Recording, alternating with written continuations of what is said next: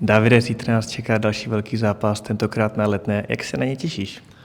Teším sa moc, je to atraktívny duel. Stretne sa druhé mužstvo s tretím, takže myslím si, že bude aj výborná atmosféra na Sparte, takže teším sa na to moc. Se Spartou jsou často velmi vyrovnané zápasy, tak co si myslíš podle tebe, že rozhodne tentokrát?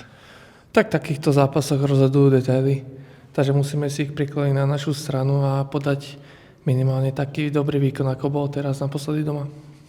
Pokud zítra vyhrajeme, můžeme si definitivně zajistit třetí místo v tabulce, tak je to něco, co vnímáte v kabině?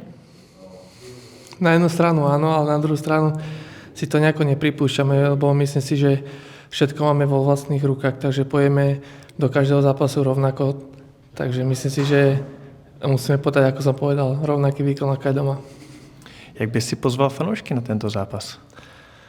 Tak keďže sa to hrá až o 8 večer, tak je to taký čas možno nezvyčajný, ale dúfam, že prídu v hojnom počte Plzeniaci a urobia spolu s domácimi výbornú atmosféru.